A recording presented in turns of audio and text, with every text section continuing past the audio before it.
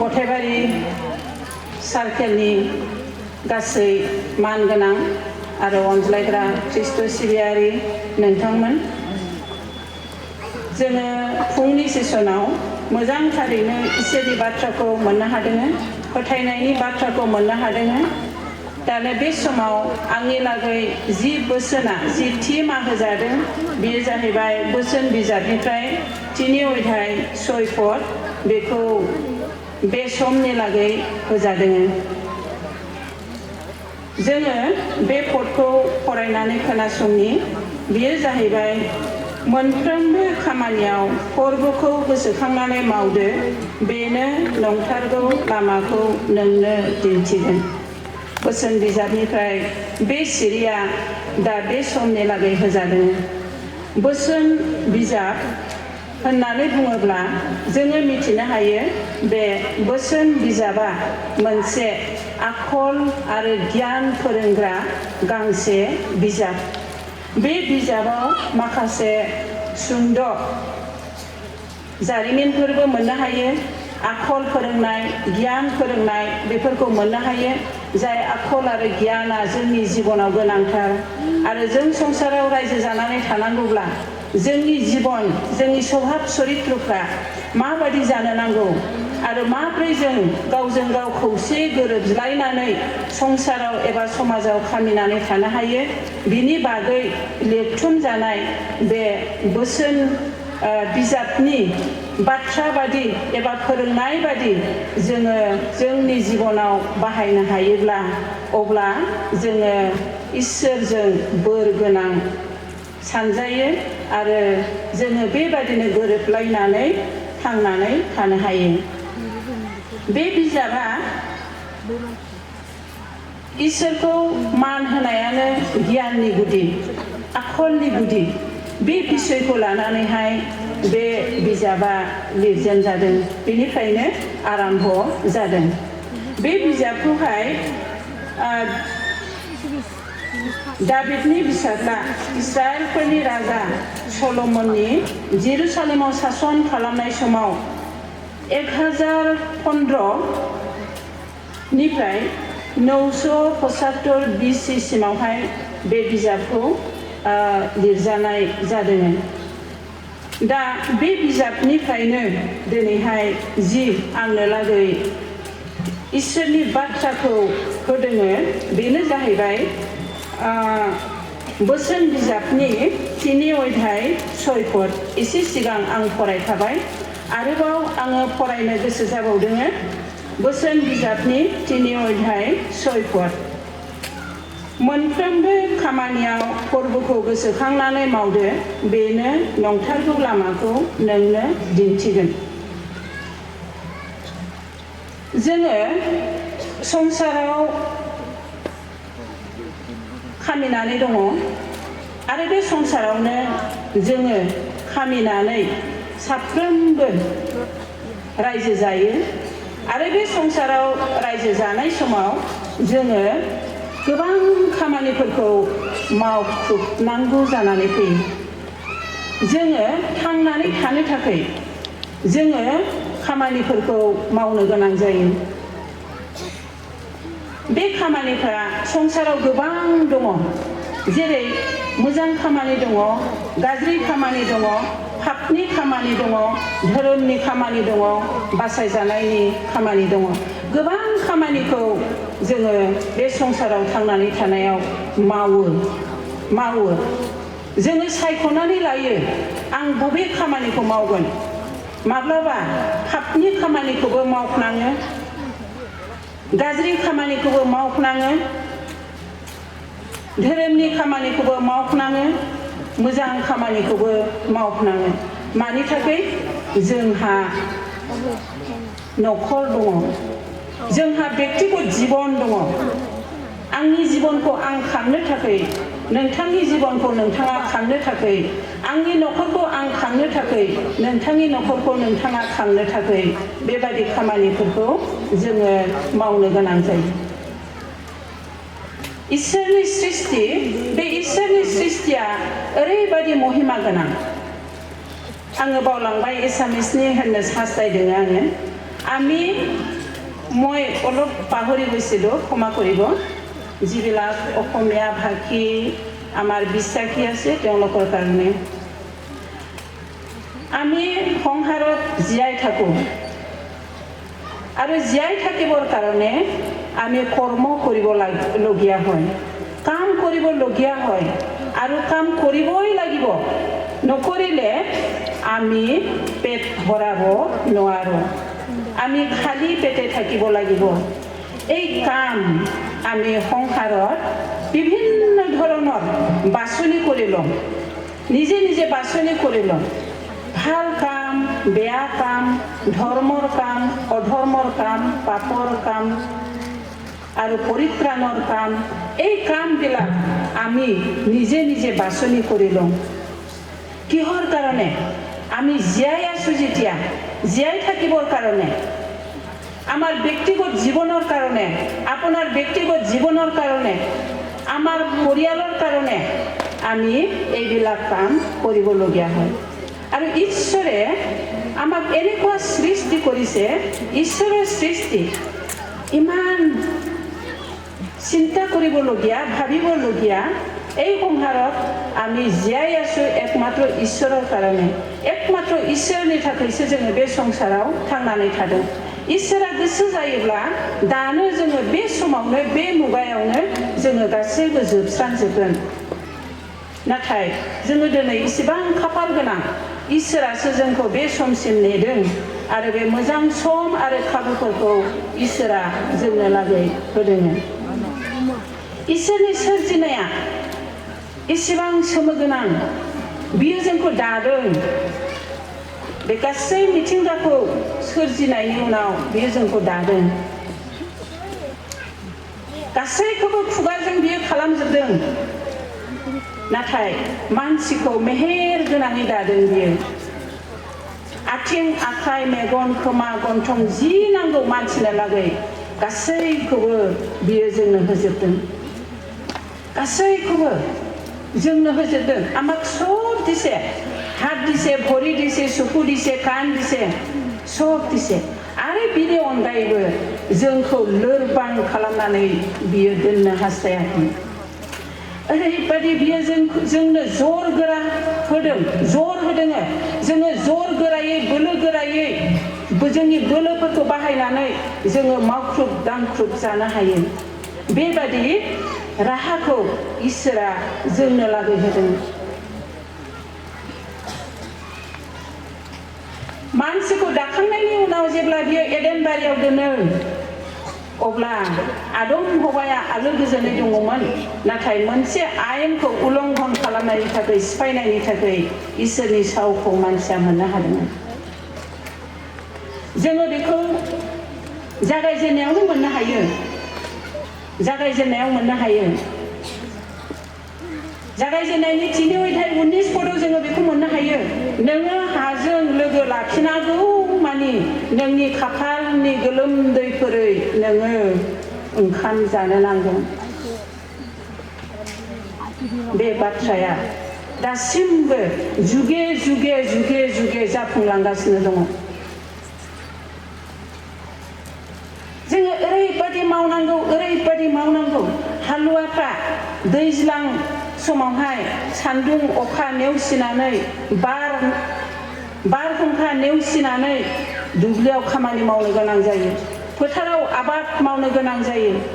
सान्दुं अखाजों जुजिनानै, बोथोरफोरजों जुजिनानै आबाद मावनो गोनां जायो। जेब्ला गायखांबाय, फुखांबाय, अब्ला अखाफ्रा बन्द जानानै होयोब्ला अब्ला बेसेबां जिंगासिनो गोनां जायो। जेब्ला फिथाइफोरखौ मोनबाय, अब्ला एम्फौफ्रा जेव जेव जानानै होयोब्ला, सुलदुं मुलदुं खालामोब्ला जोंनि खेथिफोरखौ, अब्ला जायफ्रा खेथि मावग्राफोर बेसेबां जिंगासिनो गोनां जायो। फिथाइया थाइबाय, थाइराबाय, मोनग्लांबाय, जि मोजां, हानोल' नांसिगौ। अखा बार सारन्थाइ फैनानै होबाय, गासैबो धंस। बबे सनावमोन आं गोसोआव गैया। सारन्थाइफ्रा बिराद गोजौ गोजौ जालायदों। दुब्लिनि गोमोन माइया गासैबो बुग्लिजाजोबदों। बिनि उनाव मानसिफ्रा आथा रुनानै जानो गोनां जादों, थालिर रुनानै जानो गोनां जादों, जोगोनार खुमब्रा रुनानै जानो गोनां जादों।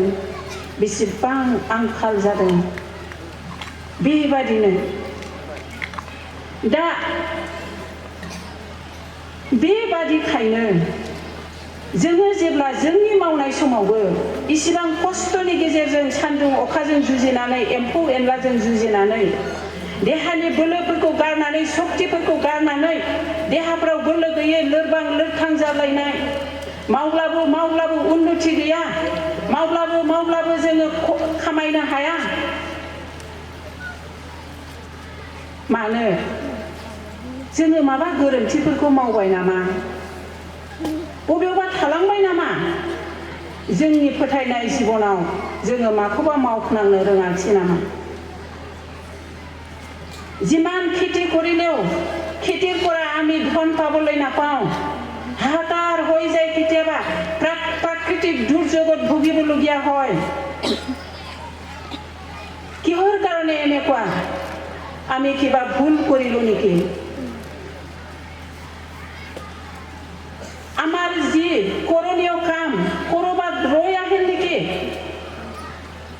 আমি চিন্তা কৰো হওক, जों सिन्था खालामनि जोंनि मावनाय हाबाफोरनि सिगां जों माबा मोनसे मावनांगौ जोंहा थाबोबाय नामा?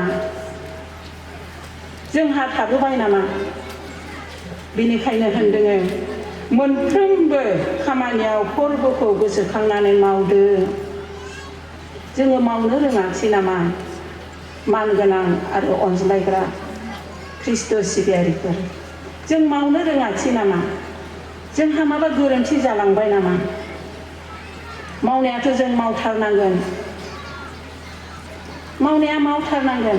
मानोब्ला मावाब्लानो जोंहा उदै सुफुंनायनि राहा गैया। बेनिखायनो शास्त्रआ बुंदों जोंनो, गोथार बाइबेला फोरोंदोङो, खोन्थादोङो, सोरबाया मावनो गोसो गैयाब्ला बियो दाजाथोंबो। 2 थेसलनिकिया 3:10 सोरबाया मावनो गोसो जायाब्ला बियो दाजाथोंबो, मावथारनांगोन।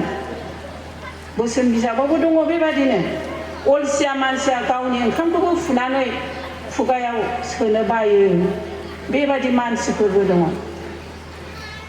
जोंखौ रायदों शास्त्रआ, दाजाथोंबो होनदों। जायाब्ला जोङो माबोरै थांनानै थागोन? जायाब्ला जों बोरै थांनानै थागोन? যিবিলাক এলেহুৱা মানুহ তেওঁবিলাকক কি কৈছে? খাবও নালাগে বুলি কৈছে, কিন্তু নাখালে আমি কেনেকৈ জীয়াই থাকিম?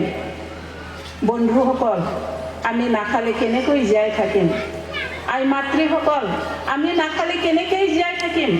আমি জানো জীয়াই থাকিব পাৰিম? কিন্তু শাস্ত্ৰই আমাক গালি দিছে, খাবই নালাগে বোলে। যিবিলাক কাম কৰিব নিবিচাৰে তেওঁবিলাক খাবই নালাগে। नाथाय जोङो मावथारनांगोन। अलसिया मानसिफोरखौ बुंदोङो, ओरैबायदि होनदोङो, रथ' एकदम बियो नंमारथारगौ। जोंनि शास्त्रनि बाथ्राया फंसेबो नङै नङा, गासैबो नंगौ, गासैबो सैथो। रथ' आं उन्दुथ'बावनि, आंहा सम जाथ'वाखै, साना ओंखारथ'वाखै। रथ' आं मेंगायाखै, आं दान्दिसे उन्दुबावनि। रथ' नाथाय मा होनदोङो? लुथिग्राफोर फैनाय बादि मोदोमनि नांगौआ सारिगिदिं बेंखननानै दङ। आंनोबो नांगौ, आंनोबो नांगौ, आंनोबो हर, आंनोबो हर। लुथिनो फैनाय बादि, सिखाव दाखुफोर बादि मोदोमनि नांगौआ अभाब अनाथना साग्लोब फैगासिनो दङ। किन्तु आं अलसिया मानसिया दिनै होनो जे रथ' आं दान्दिसे उन्दुबावनि, रथ' आं मेंदों, आंहा सम जाथ'वाखै, बेबादि होननानै बुङो। যিবিলাক এলেহুৱা লোক তেওঁলোকে কয়, ৰ'ব মোৰ এতিয়া সময় হোৱা নাই, অলপ সময় আৰু মই বাগৰ দিওঁ, টোপনিত যাওঁ, কিন্তু আমাৰ প্ৰয়োজনীয় যিবিলাক লাগতিয়াল আছে সেইবিলাক চোৰ ডাকুৰ নিচিনা আমাৰ ওচৰত চাৰিওফালে ঘেৰি ধৰে কেনেকে পাম ক'ৰ পৰা পাম মোৰ হাতখন নলৰে মোৰ মনটো ক'তো নাযায় এতিয়া মই কি কৰিম बेनिखायनो मोस्रोमफोरखौ उदाहरण होनानै बुंदोङो नायहर मोस्रोमफ्रा बिसोरहा लिडारबो गैयानो बिसोरहा दैदेनगिरिफोरबो गैया बिसोरो गावसिनि मावनो गोनांफोरखौ मावो आरो गोजां बोथोरनि थाखाय गोलोम बोथोरावनो बिसोरो मावखानानै लायो दा मोस्रोमखौ जोङो नुवा गोजां बोथोर बिसोरो गावसिनि थाग्रा जायगायाव बाहायाव सिगांनो बुथुमग्रोखानानै दोननाय जाग्रा जिनिसफोरखौ जानानै दङ आलो गोजोन मोस्रोमफोरखौ उदाहरण होनानै जोंनो फोरोंदों बे नगण्य जिउ गोनां जिउनां जिब बेजों जोंखौ उदाहरण होदों जों मानसि जातिफोरखौ उदाहरण होदों बेबादिनो जोंखौ मावथि जानो थोनदों बेबादिनो जोंखौ मावथि जानो थोनदों बोसोनगिरिया এই পঢ়ুৱাবিলাক তেওঁলোকে কিমান কাম কৰে তাৰ বাবে কৈছে এই পঢ়ুৱাবিলাকক চোৱা তেওঁলোকে ইমান কৰ্মী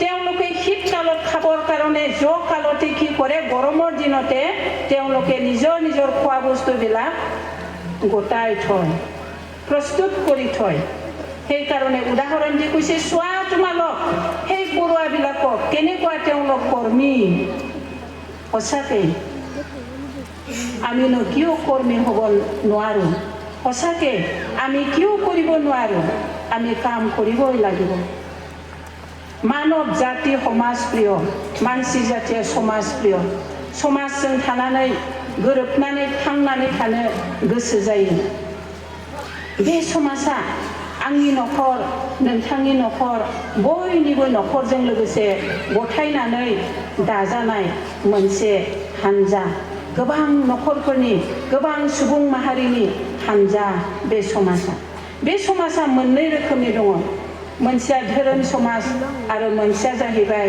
साधारन समाज बे मोननै रोखोमनि समाजाव जोङो दा दङ मोननै रोखोमनि समाजनि गेजेराव जोङो दङ नाथाय बयनिबो थांखिया एखेयानो नखरखौ खांनो थाखाय आं थांनानै थानो थाखाय नोंथाङा थांनानै थानो थाखाय गाव गावनि नखरखौ खांनो थाखाय जोङो खामानिफोरखौ मावो आरो जोंनि बे मावनायफ्राव जोङो बुथुमनो थाखाय एबा आरजिनो थाखाय एबा मोजां आबादफोरखौ मोननो थाखाय मोजां इनकामफोरखौ मोननो थाखाय जोंहा मा राहा दङ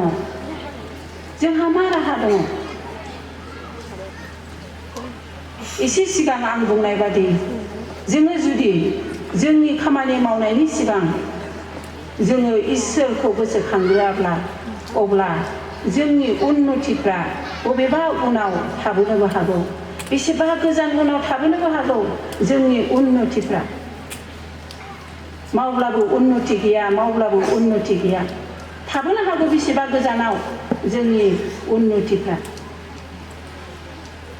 बेनिखायनो दिनैनि टपिकआ जोंनो फोरोंदों गासै खामानिखौ मावनायनि सिगां फोरबोखौ गोसोखाङो नोंगौ जोङो फोरबोखौ गोसोखाङो माखासे बिसेस खामानियाव जोङो माब्लाबाबो फोरबोखौ बावा इसोरखौ बावा जेरै जोङो गोदान न' लुनो हास्थायदों खुन्थिया गायसनजेननाय जोङो फोरबोखौ रावबो बावा इसोरखौ रावबो बावा आंनि फिसाया एग्जाम होगोन आंनि फिसाया इन्टारभिउ होगोन बेफोरनि थाखाय जोङो मालाबाबो इसोरखौ बावालासिनो थानाय नङा आंहा गारि गोदान बायदों माबा मोनसे नामजादा बुस्थु बेसाद बायदों आं बाहाय बाहायनो थाखाय बे समाव जोङो फोरबोखौ गोसोखांना लाफा थानाय नङा। निस्सय जोङो रंजानाय गोसोजों फोरबोखौ गोसोखांगोन। बिनियाव बेफोरखौ बाहायनायनि सिगां बिनियाव जोङो गथायग्रोगोन। नाथाय न'खर खुंनो थाखाय फारसेनिफ्राय उन्दै गेदेर फिसा फिसौ गिदिर फिसा खामानिफ्राव जोङो माब्लाबा फोरबोनियाव अरायबो गथायफ्लायोने जोङो बावगारलाङो। जोंनो न'खर खुंनो थाखाय न'खर खुंनाया एथ' सहज बाथ्रा नङा।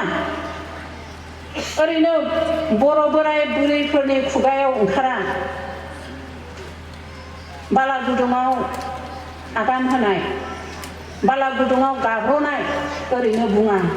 गोबां खस्थ' दङ, गोबां मावनांगौ दङ, गोबां सिन्था खालामनांगौ दङ।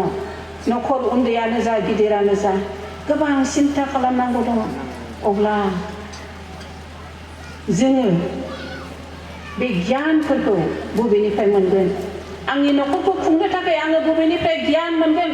बबेनिफ्राय आखलखौ मोनगोन?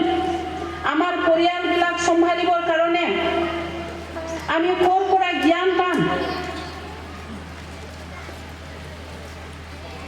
ক'ৰ পৰা জ্ঞান পাম আমি?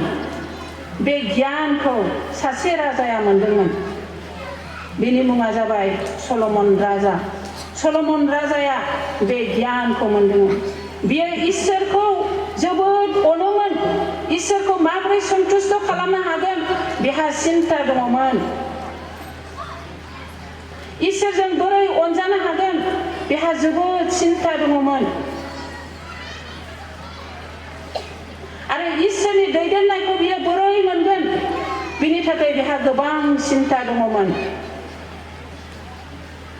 बे समहालागै इसोरखौ दाव खालामनो थाखाय एबा इसोरनो बुलि बावनो थाखाय न'फोरखौ लुनाय जाथ'वाखैमोन।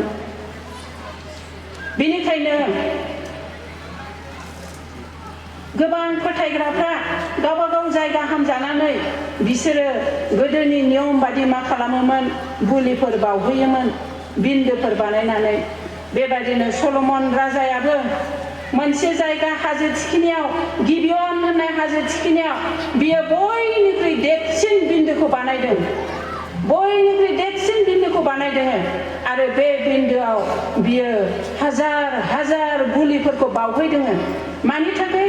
एकमात्र इसोरखौ गोसोखांनायनि थाखाय, एकमात्र इसोरखौ सन्तुष्ट खालामनायनि थाखाय सल'मन राजाया बेबायदि खामानिखौ मावदों। इसोरा सन्तुष्ट जाबाय। सानसेखालि गिबियनाव हराव सिमाङाव सल'मनाव सोंदों, आच्छा सल'मन, आङो नोंनो होनो गोसो दं। नोङो जेखौनो बिगोन, जेखौनो हास्थायगोन आङो बेखौनो होगोन। नोङो आंनिफ्राय माखौ हास्थायो? दे बिदो होननानै बुंबाय। अब्ला सल'मना होनदों, प्रभु,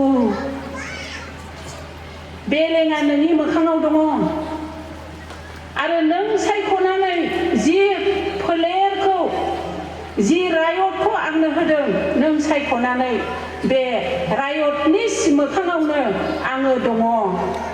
बे सानथ्र'हायै रायत, सानथ्र'हायै सुबुंफोर, बिसोरखौ आङो माबोरै दैदेनगोन? बिसोरखौ आङो माबोरै सासन खालामगोन? आं माबोरै बिसार खालामगोन? बिनि थाखायनो आंनो मोजां गाज्रि बिजिरनो हानाय गियान आरो आखलखौल' होदो प्रभु।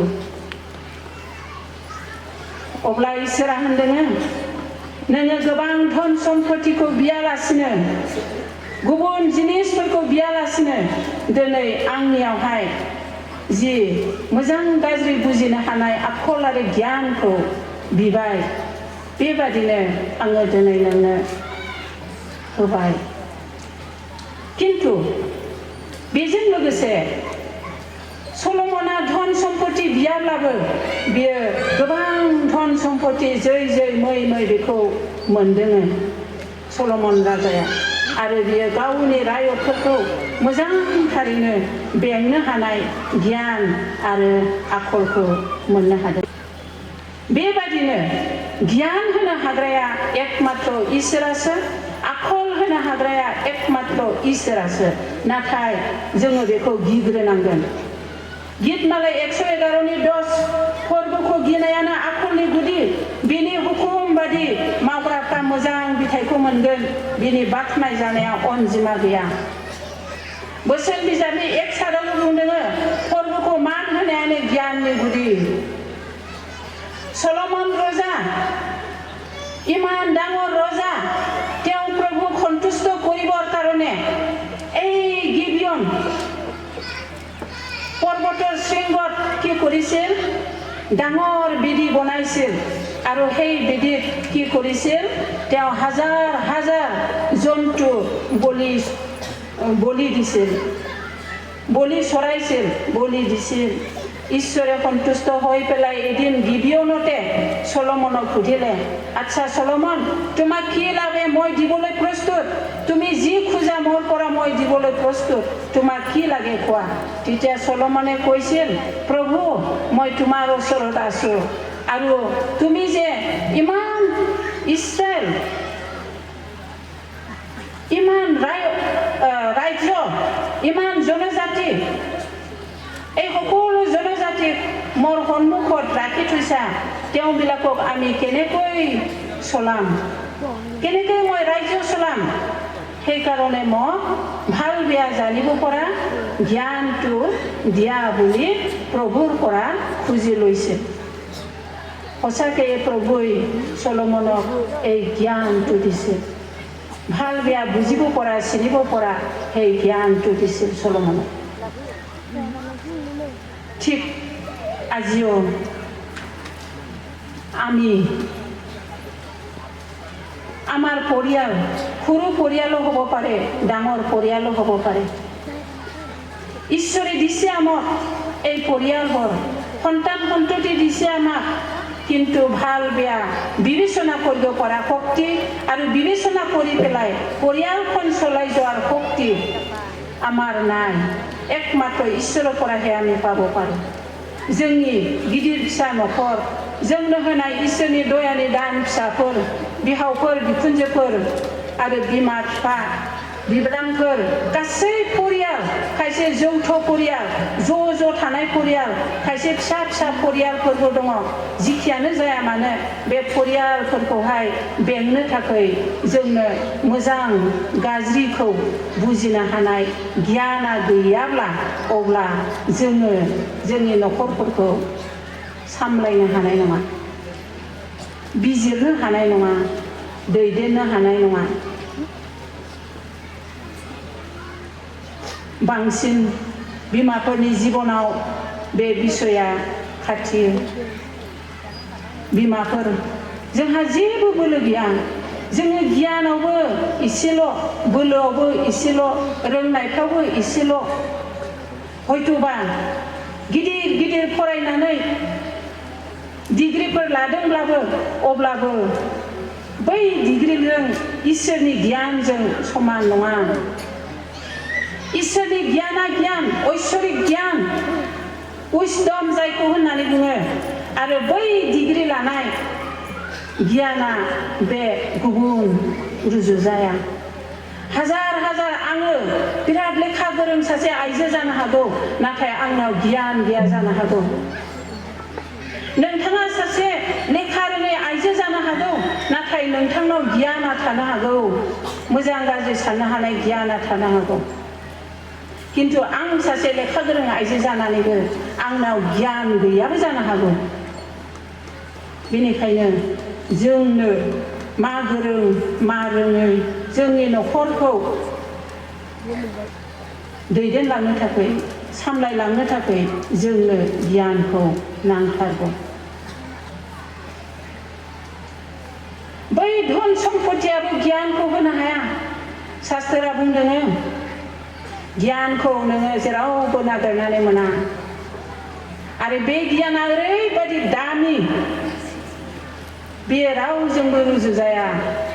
मानगोनां आरो अनज्लायग्रा ख्रिस्ट' सिबियारिफोर सनाजोंबो रुजुजाया हिराजोंबो रुजुजाया बे गियाना ओरैबादि मुल्यबान ओरैबादि दाम गोसा ओरैबादि दामि बे गियाना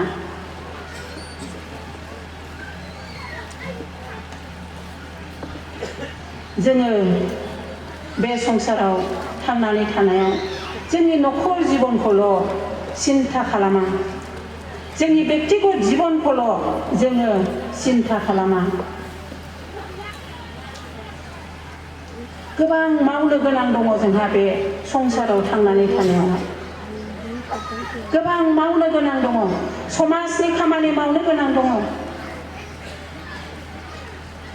रायजोनि खामानि मावनो गोनां दङ हादरनि खामानि मावनो गोनां दङ मानगोनांफोर नाथाय बेबादि मावनाय हाबाफ्राव इसोरा जोंजों लोगोसे थायाब्ला जोङो इसोरनो जोंनि मावनो थांनायनि सिगां जोङो इसोरनियाव गावखौ गथायग्रोआबा इसोरनियाव हेफाजाब बिग्रोआबा बोर बिग्रोआब्ला माब्लाबाबो जोङो बेबादि खामानिफोरखौ मावनो हानाय नङा गोबां धोरोमनि खामानिफोर मावनो गोनां दङ बे धोरोमनि खामानिफोर मावनो गोनाङावबो जोंनो इसोरनि एकमात्र बोलोखौल' नांगौ इसोरा जोंखौ सहाय खालामाब्ला बियो जोंनो शक्ति होआब्ला बियो जोंनो गियान होआब्ला बियो जोंनो मेलेम होआब्ला जोङो इसोरनि खामानिखौ मावनो हाया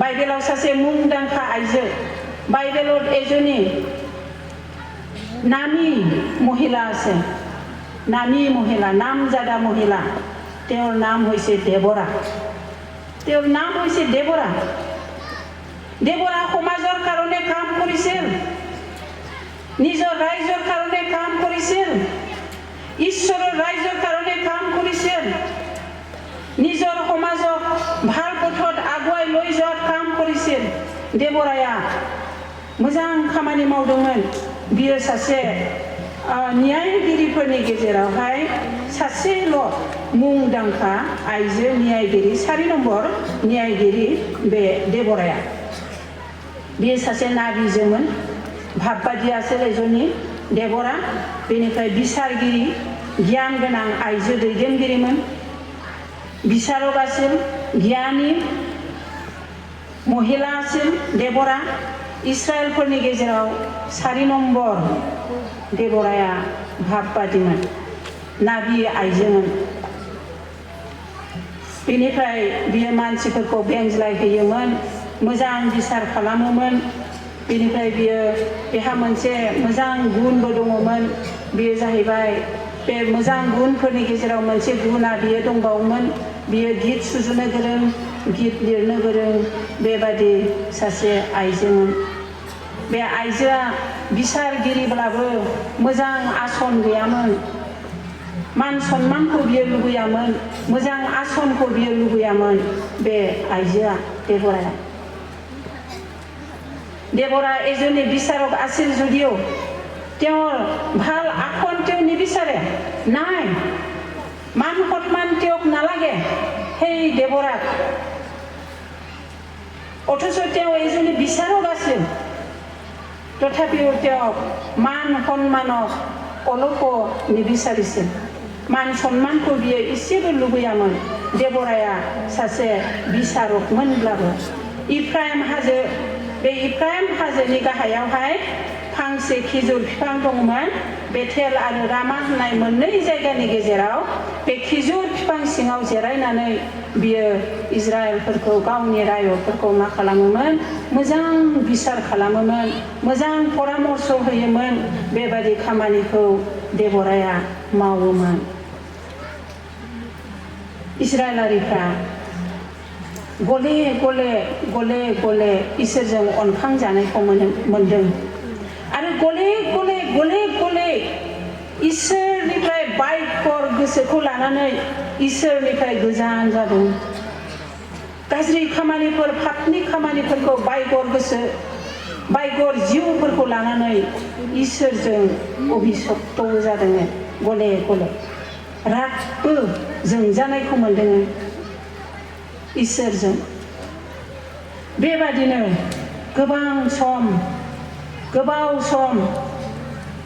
गोबां समाव इजराइलारिफ्रा गोबां दुखु दाहा सैनांनायखौ मोनदों आरो बेबादिनो गोबां अनखां जानायखौबो इसोरनिफ्राय मोनदों। बेबादिनो बोथोरा थाङो दिना बारग'लाङो बोसोर बारग'लांबाय 20 बोसोर बै देबरानि समाव इजराइलारिफ्रा राजा जाबिननि आखायाव गोग्लैनानै नासय जादोंमोन। 20 बोसोर राजा जाबिननि आखायाव गोग्लैनानै नासय जादोंमोन। राजा जाबिननि जाय सान्थ्रि गाहाय बिनि मुङा सिसेराहा 900 खन लहानि रड दङमोन आरो 1000 बिजार सैन्य सामन्थफोर दङमोन। ओरैबादि इनायै गाग्लिजादोंमोन, नाख्रेबजादोंमोन, सैनोनो हाला। थांनानै थानायानो थैनायासो साबसिनसै थांनानै थानायनिख्रुइ। बेबादि जोबोद नासयजादों इनायै नासयजादों होनदों गोथार शास्त्रावहाय बाइबेलाव इनायै नासयजादों होननानै बुंदों। बेबादि इनायथारै नासयजादोंमोन, सैनो हाज्लायै जादोंमोन। दानिया इस्राएलारिफ्रा फोरबोखौ गोसोखांफिनबाय, इसोरखौ गोसोखांफिनबाय, इसोरनियाव निमाहा बिबाय गावसिनि दाय आरो पाप मावनायफोरखौ। बिनिफ्राय इसोरनिफ्राय हेफाजाब मोननो थाखाय इसोरखौ हांख्रायबाय, इसोरनियाव खावलायबाय। इसोरा खोनासंबाय बिसोरनि जि दुखु दाहा सैनांनाय आरो उन दाहा खालामफिननाय, इसोरखौ गावखौ प्रभु बासायगिरि होननानै गोसोखांनायखौ इसोरा खोनासंबाय। देबराखौ सायख'बाय, बिनि दारै सासे मानसिखौ लेंहरहोबाय। बे मानसिनि मुङा जाबाय बाराकखौ लेंहरहोबाय। लेंहरनानै देबराया बुंबाय, आच्छा बाराक, प्रभु इसोरा गोसो जादों नोंसोरो सिखांफिननांगौ, दावहानि थाखाय थामथिं जानांगौ, सिसेराखौ फेजेननांगौ। सिसेरा सान्थ्रि गाहायखौ जायनि आखायाव 900 खन लहानि रड दङ आरो दङ गोबां सान्थ्रि हान्जा, बिसोरखौ फेजेनथारनांगौ। बाराकआ अबाक जाबाय, मा खालामबावनांगौ? सिसेरानि सक्तिखौ मिथिगौ, बिनि गोहो बोलोखौ मिथिगौ, बिनि हान्जाफोरखौ मिथिगौ। माबादि अयनाय, माबादि इनायै बिसोरो खामानिफोरखौ मावनो हागौ, नंखायै माबादि खामानिखौ मावनो हागौ बेखौ मिथिगौ। अब्लाबो देबरानि खावलायनायाव बाराकआ होनबाय, दे जागोन बिदिबालाय, गंनानै लाबाय।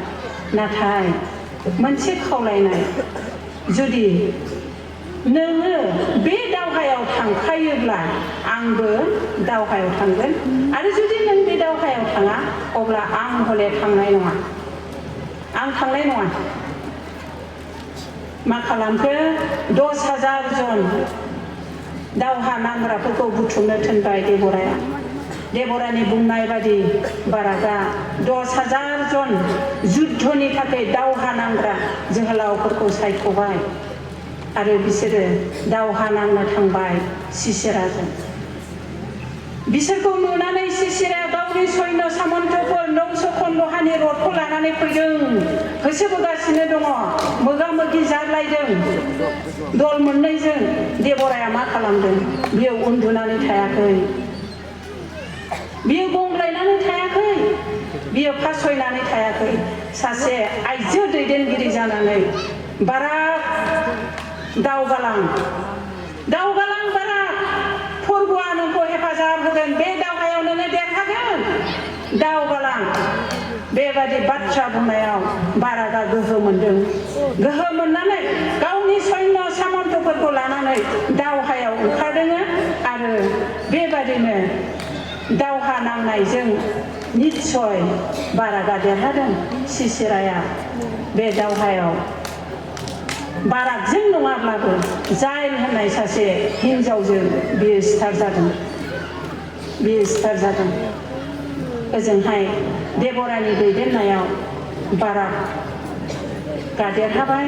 गावनि रायजोखौ, गावनि मानसिफोरखौ, गावनि हान्जाखौ बियो रैखा खालामफिननो थाखाय खाबुखौ मोननो हादों। मानगोनां ख्रिस्ट' सिबियारि नोंथांमोन, बिमा बिफा, बिब' बिनानाव, बिदा फंबायफोर, दिनै जोंनि जिबनाव बै बाराकजों सिसेराजों नांनाय जुद्धखौ जोङो नुवाखै। जोंनि जिबनाव दा जोङो नुवाखै, नाथाय बे जुद्धआ, बे दावहाया जोंनि जिबनावनो दङ, जोंनि न'खरावनो दङ, आंनि जिबनावनो दङ। माबायदि दावहा बेफोरलाय? মই ৰৈ আহিলো, ক্ষমা কৰিব। এজনী যি ভাৱবাদীৰ কথা কৈছিলো মই, দেবৰাৰ কথা। দেবৰা এজনী ভাৱবাদী আছিল, সেইকাৰণে ইজৰাইল জাতিক বচাবৰ কাৰণে, পুনৰ নিৰ্মিত কৰিবৰ কাৰণে কি কৰা হৈছিল? বাৰাকক মাতি পেলাই তেওঁ যুদ্ধৰ কাৰণে ৰেডি কৰিবলৈ দিছিল, প্ৰস্তুত কৰিবলৈ দিছিল। বাৰাকে নিজৰ বংশৰ কাৰণে, নিজৰ জাতিৰ কাৰণে যুদ্ধত নামি গ'ল চিচেৰাৰ লগত। চিচেৰা সেনাপতিৰ 900খন লোহাৰ ৰথ আছিল আৰু কিমানজন সৈন্য সামন্ত, অগণন সৈন্য সামন্ত। তথাপিও প্ৰভুই তেওঁলোকৰ লগত আছিল। দেবৰাই কৈছিল, বাৰাক তুমি আগবাঢ়ি যোৱা, তুমি এই যুদ্ধত জয়ী হোৱা, প্ৰভুই তোমাক সহায় কৰিব। এই বাক্য কৈ পেলাই দেবৰা এজনী মহিলা হৈ পেলাই বাৰাকক উচতনি দিছিল আৰু সেই যুদ্ধত সঁচাকৈ তেওঁলোকে জয় লাভ কৰিব পাৰিছিল, জয় লাভ কৰিছিল আৰু পুনৰ সংগঠিত হৈছিল ইজৰাইলসকলৰ সুখ শান্তি। এই যে যুদ্ধ, এই যুদ্ধ আমি দেখিবলৈ পোৱা নাই, কিন্তু এই যুদ্ধ দিঠকত আমাৰ লগতে আছে। মোৰ জীৱনৰে যুদ্ধ আছে, আপোনাৰ জীৱনৰে যুদ্ধ আছে, মোৰ পৰিয়ালতে আছে যুদ্ধ, আপোনাৰ পৰিয়ালতে আছে যুদ্ধ। আজি যে আপোনালোকে আহিছে এই সভাৰ কাৰণে, সুখ শান্তিৰে কিমানজনে আহিছে। दिनै नोंथांमोनहा बे सभायाव फैदों, सुख शांति नोंथांमोनहा साबसेया बे सभायाव फैदों, सभायाव लोगो लाफैदों। माबा मोनसे नाथ्रोदजाथावैखौबो नाथ्रोदनानै फैयाखै नामा बे सभायावहाय? बेबो जोंनि दावहा, समनि दावहा। जों समखौनो मोनला इसोरनि बाथ्रा खोनासंनो थाखाय, गिर्जायाव थांनो थाखाय, धोरोमनि खामानि मावनो थाखाय, समाजनि खामानि मावनो थाखाय, न'खर जिबननि मोजां सिन्था खालामनो थाखाय जोंहा सम गैला। समनि जुद्ध, समनि जुद्ध, धोरोम फालिनायनि जुद्ध। गिर्जायाव थांनो सम गैया। नै फिसा गाबदों जों बिमाफोरनि थाखाय बिराद नारा-नाथा। धोरोम सभायाव थांनो, गिर्जायाव थांनो जुद्ध नाङागौ माने ओंखाम ओंख्रि संनानै जाहोनांगौ अखानायब्लानो। न'खरनि मानसिफोरनो सन्तुष्ट खालामनायनि सम, बे समफोरखौ गासैखौबो मावजोबनानै आथिं आखाइ होल्लां होथांबाबो, फेज्रेद फेथेदबाबो मावनानै दांनानै जाहोनानै बे समखौ लानो गोनां जाथारो, बे समखौ लानो गोनां जाथारो। सोरबा फासयनानै थादों नामा बिमाफोर, बिनानावफोर? दानि गोदान बिहामजोफोर, अनजाग्राफोर, सोरबा बेबादिखौ गिनानै फासयनानै दं नामा? गिनांगौ जेबो गैया, फोरबुआ जोंजों लोगोसे दं।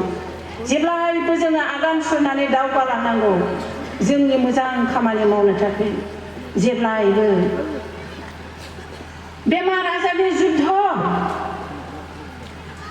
थांनाय 28 तारिखआव आंहा मोनसे एक्सिडेन्ट स्कुटि सालायनानै 28 तारिखआव डिसेम्बरनि लास्ट केरल बर'दिननि बाजार खालामनो थांदों स्कुटि सालायनानै फिसाजोआ उनाव दङ गोदान स्पिड ब्रेकार 24-25 तारिख डिसेम्बरावसो बानायदों गिर्जायावल' थांदों बेखौनो बारनानै फैनायाव बोरायजों फैदों थांनायाव फिसाफ्रा लांदों गिर्जायाव आंहा बेयावनो गैया बे स्पिड ब्रेकारखौ सालायलांबाय बेयाव सौदरनानै होरलां होरथां जाबाय फिसाजोआ ज्राव गोग्लैबाय आंबो स्कुटियावनो दङ होरलां होरथाङैनो खुनुरुखुम ब्रेक हमबाय स्कुटियावनो दङ आंबो गोग्लैयाखै स्कुटियाबो गोग्लैयाखै नाथाय आथिङा फुथ्रुदनानै आसि फिसानि खाथिनि आसिनि बे गोजौआवहाय हाराया थमस्र' जायनि थाखाय थखन लानो गोनां जादों डक्टरा प्लास्टार होनानै हरदोंमोन 2 मास लानांगौमोन आं लानो हायाखिसै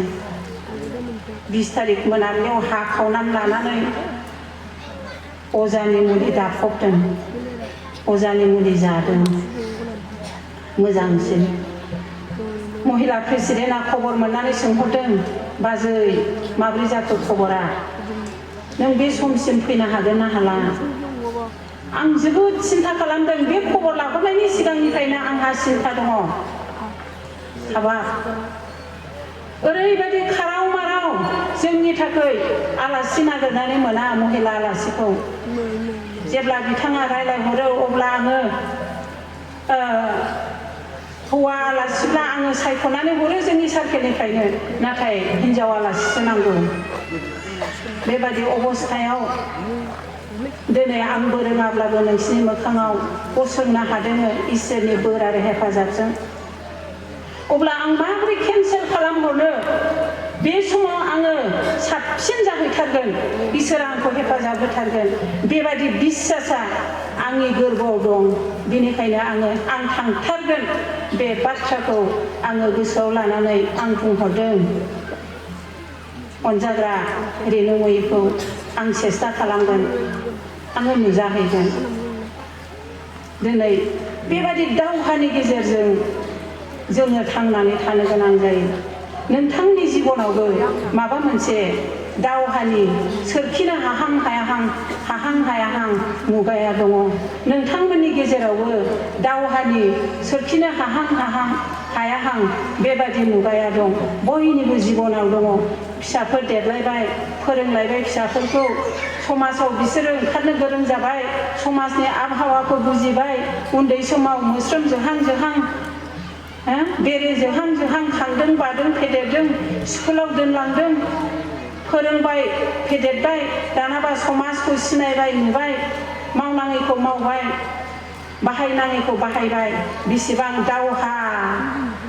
दावहा जोंनि जिबनाव बिमा बिफानि जिबनाव बेसेबां दावहा ओंखाम खबसे खहाबलायै मेगननि मोदै खुगारबाबो जोबै बेसेबां दावहा नै दा बे दावहाया जों बयनिबो जिबनाव दङ मिला प्रिति गैयै दावहा गोरोबलायनायानो गैला जोंनि जिबनाव अखा नायोब्लानो खावा खालथां रागा जोङा सानबाबो जोंफ्लाङो राया सानबाबो रायफ्लाङो माबादि दावहानि जुग बेलाय बेसेबां दावहायाव जोङो देरहानांगौ धैर्य शक्ति गोसो हमथानो हानाय शक्ति न'खरखौ दैदेननो हानाय फिसाफोरखौ सामलायनो हानाय शक्ति एकमात्र फोरबोआल' जोंनो होनो हायो एकमात्र फोरबोआल' बोसोन बिजाबनि 31 पदआव दङ नोङो रोननि थाखाय गरायखौ थामथिम खालामनो हागौ नाथाय देरहाहोग्राया फोरबोआसो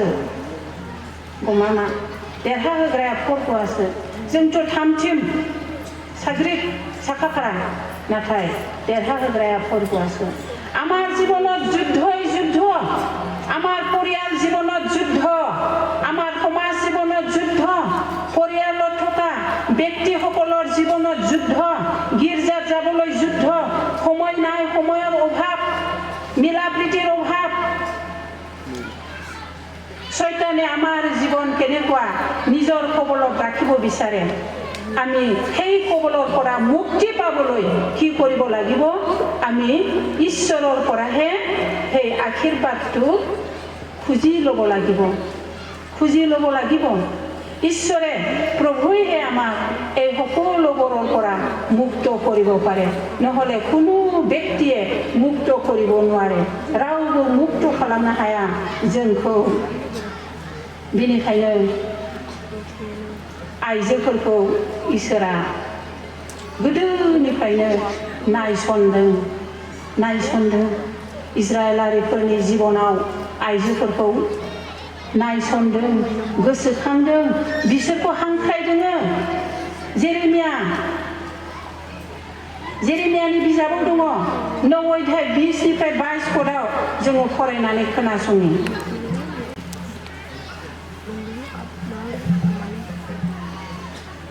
जेरेमियानि 9 अध्याय 20 निफ्राय जों ओरै फरायलांगोन एसे गोलावैनो फरायगोन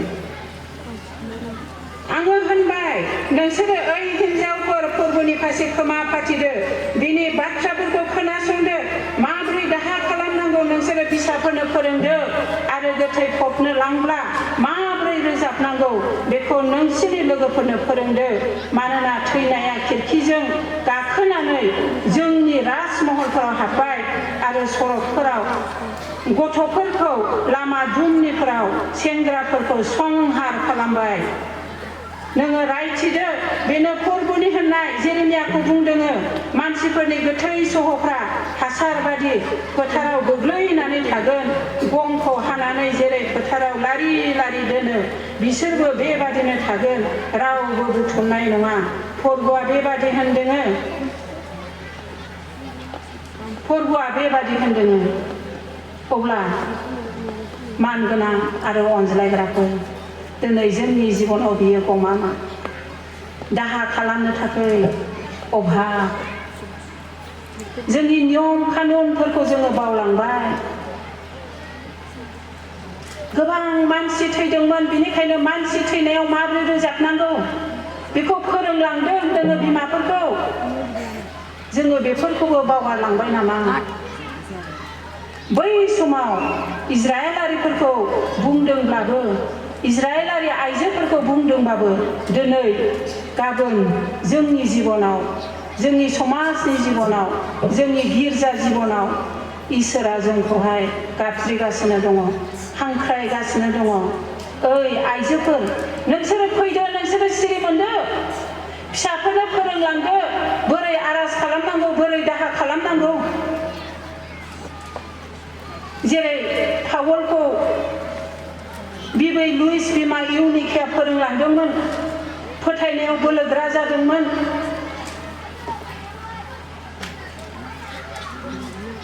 बेबादिनो दिनैहाय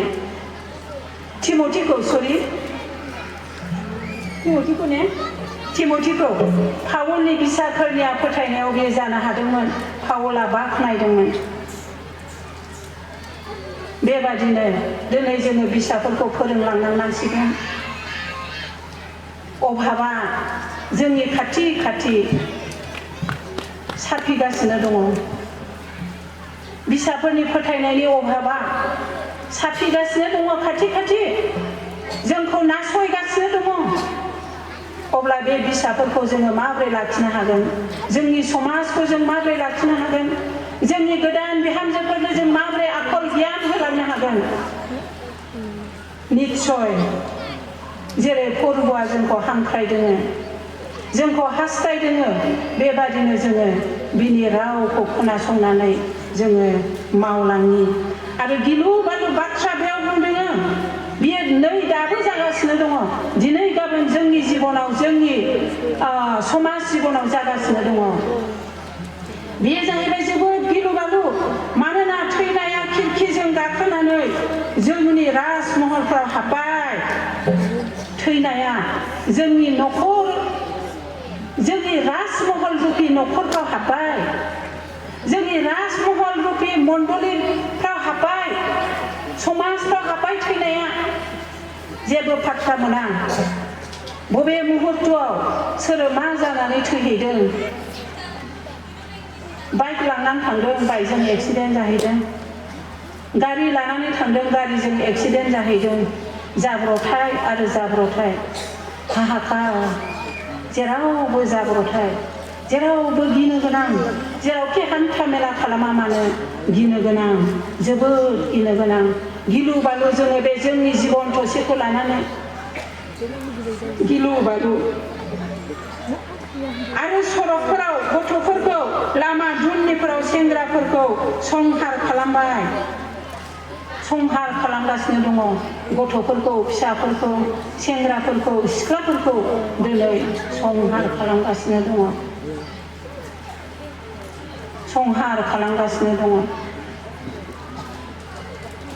जेरैबायदि शास्त्रोआव बुंदोङो जोबनाय मुगाया खाथि सफैयोब्ला बेबादि आंखाल जागोन बेबादि सैनांनाया सफैगोन महामारिया सफैगोन दिनै जोङो नुगासिनो दङ जागासिनो दङ अब्लाबो जोङो उन्दुलांनानै दङ अब्लाबो जोङो सिरि मोननो रोङाखै दाबोनो उन्दुनो ओंखारनायानो जोंहा दाबो जोबाखै बेनिखायनो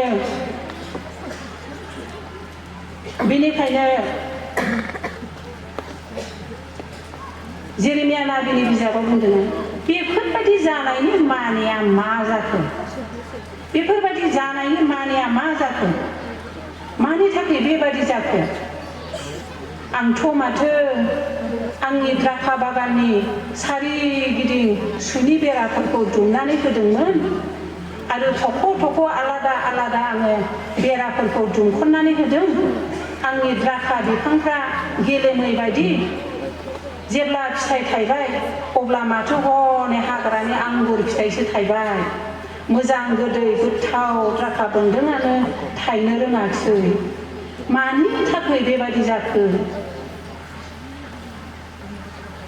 गमामा मानगोनां आरो अनज्लायग्रा ख्रिस्ट' सिबियारिफोर बिमा बिफा बिदा फंबाय बिब' बिनानावफोर दिनै जोंखौबो इसोरा अनदों बेसेबां अनदों गोबां अनदों नाथाय बिनि अननाय जि बेरानि सिङाव जोङो थानो नांगौमोन जोंखौ द्राखा बोन्दों जों रुजुदों बेरानि सिङाव जोङो थानो नांगौमोन जोङो थानो रोङाखै बेक्तिगत जिबननि बेरायाव जोङो थानो नांगौमोन जोङो थानो रोङाखै अब्ला मा होनदोङो बे बेराफोरखौ आं गासैखौबो बोखारजोबनानै होनोसै अब्ला जुनारफ्रा हाबनानै जाजोबथोंसै आलादा दुमनाय बेराफोरखौबो आं बोखारजोबनानै होनोसै जुनारफ्रा नस्थ' खालामजोबथोंसै हायाव गोग्लैजोबथोंसै गाग्लिजाथोंसै थैजोबथारथोंसै आरो आङो अखाखौ बुंनोसै नोङो अखा दाहा जोमैखौ बुंनोसै आङो अब्ला रानज्रिंजोबथोंसै अखा हायाब्लाथ' रानज्रिंजोबगोन ना बे हाग्रानि आंगुर फिथाइखौलाय आंनोलाय मानो बेबादि होननानै फोरबुआ बुंदोङो जोंबो दिनै बेबादि साफा ख्रिस्ट' फोथायग्राफोर नामा सभानि थाखायल' जोङो ख्रिस्टियान माबा मोनसे फेस्टिभेल उत्सबनि थाखायल' जोङो ख्रिस्टियान अब्ला बै इजराइलारिफोरखौ बुंनाय फोरबुनि रावा जोंनि जिबनावनो मानगोनां अनज्लायग्राफोर जोंनि जिबनावनो जोंनिफ्राय गासैखौबो बोखारजोबनानै होयोब्ला अब्ला जोङो बहा थिस्थिगोन बे संसाराव প্ৰভুই কৈছে মই ইমান যত্ন কৰি আঙ্গুৰ লতা ৰুইছিলো আঙ্গুৰ লতাৰ এই খেতিৰ চাৰিওফালে বেৰা কাটা দিছিলো কাটাৰ বেৰা দিছিলো আৰু নিজাকৈ উঠি থাকিবৰ কাৰণে কি কৰিছিলো বেলেগকৈ বেৰা বান্ধি দিছিলো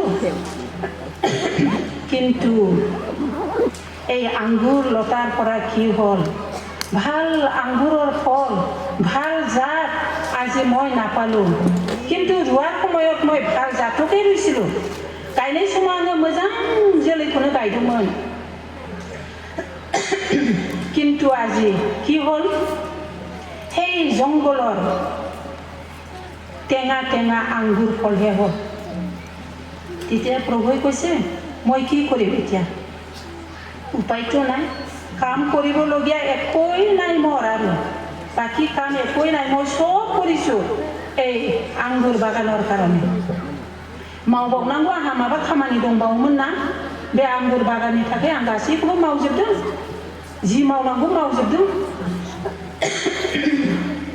তাৰপিছত প্ৰভুই কৈছে এই টেঙা আঙ্গুৰ ফল পোৱাৰ কাৰণে মই চব কাটাৰ বেৰাবোৰ গুচাই দিম এই জংগলৰ জীৱ জন্তু সোমাই যাওক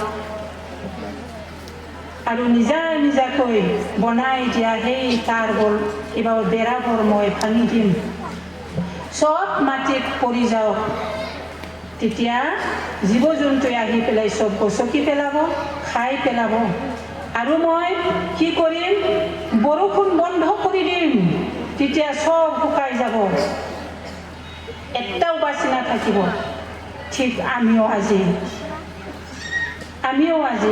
সেই একে আমৰ গছ সেই একে ভাল বিধৰ দ্ৰাক্ষা গছ বুলি ভাবি পেলাই আমাৰ যত্ন লৈছিল প্ৰভুৱে ঈশ্বৰে কিন্তু আজি আমি সেই টেঙা জংগলৰ আমৰ গছৰ নিচিনা সেইকাৰণে প্ৰভুৱে আমাক তাৰণা দিব শাস্তি দিব আমি যদি বিশ্বাসত থাকিব নোৱাৰো আমি যদি প্ৰত্যেক কাম কৰাৰ প্ৰাক মুহূৰ্তত ঈশ্বৰক স্মৰণ কৰিব নাজানো তেতিয়াহ'লে প্ৰভুই আমাক সেই একে আলৈ আথানি কৰিব আমাৰ একো উন্নতি নহ'ব जेरैबायदि बे आंगुर बागानखौ द्राक्षा बागानखौ खालामदों आलाय आथानि खालामनो होननानै प्रमिस लादों बेबायदिनो इसोरा दिनै जोंनि जिबनावबो खालामगोन जोङो जुदि इसोरखौ फोथायनो रोङाब्ला जोङो जुदि प्रत्येक जोंनि खामानि मावनायनि मुहुर्तआव जोङो इसोरखौ गोसोखांनो रोङाब्ला इसोरनियाव गथायनो रोङाब्ला जोंखौबो बेबायदिनो इसोरा आलाय आथानि खालामगोन अब्ला हामबायसै जोङो दिनै इसोरनि हेफाजाबजों जेखौ सोलोंनो मोनबाय बे सोलोंनायखौनो जोङो गोसोआव लानानै जोंनि दैनन्दिन जिबनाव आगान सुरलांनांगौआवहाय थाबायलांनांगौआव मावलांनांगौआव धोरोमनि खामानि मावनायानो जा नङाब्ला समाजनि खामानि मावनायानो जा बे गासै खामानियाव जोङो इसोरखौ गोसोखांग्रोनि आरो इसोरखौ गोसोखांनानै जोङो गासै खामानिखौ मावलाङि अब्ला इसोरा निश्चय जोंनो आशीर्बाद होगोन बियो जोंखौ नेगोन बियो जोंखौ गावनो दैदेनगोन बे गथायबारि सार्केला आंनि थाखाय मोनसे गोसोखांथावना सार्केल बियो जाहैबाय आंनि जारिमिननि मोनसे भाग होननानै बुंजायो बियो जाहैबाय आं जेब्ला BDWCआव प्रथम प्रेसिडेन्ट जाजेनदोंमोन अब्ला गथायबारि सार्केलावनो आङो प्रथम सभा खुंजेननो मोनदों डायसिसनि सभाखौ आरो नोंथांमोननि गेजेराव सार्केलनि आलासि हिसाबै आङो दिनै प्रथम गसंजेननो खाबुखौ मोननो हादों बेनिखायनो हामबाय होनदों गथायबारि सार्केलखौ आरो आंनि सासे बिफा धोरोमगुरु मानगोनां आदै रेभारेन्ड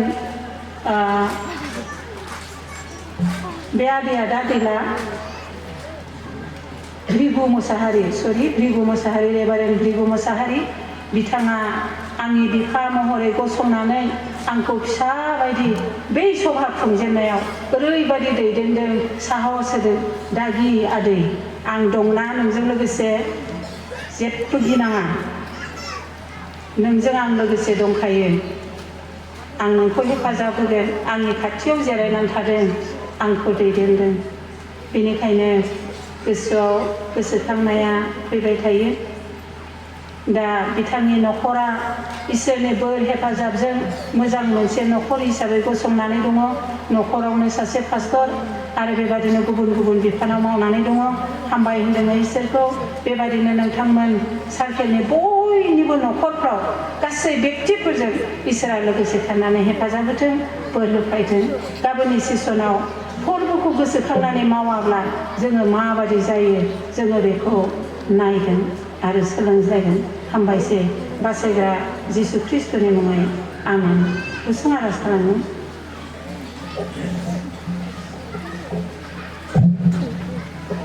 सोरगोआव थानाय सोरजिगिरि अनसुला आफा इसोर नोंखौ हामबाय होनदों प्रभु नोंनि गेदेर दयानि थाखाय खोनासंग्रा मानगोनां अनज्लायग्रा साफ्रोमजोंबो नोङो लोगोसे थाबाय आरो बिसेस नोङो आंखौ हेफाजाब होबाय नोङो आंखौ गावनो बाहायबाय बेनिखायनो नोंखौ हामबाय होनदों बाखि थाबावनाय सम आरो गाबोननि सेसनखौ नोंनि आथिं गुदियाव गथायदोंमोन जोंखौ पापनिफ्राय बासायग्रा जिसु ख्रिस्ट'नि मुङै आमेन हामबायसै बयजोंबो गोजोनथोंसै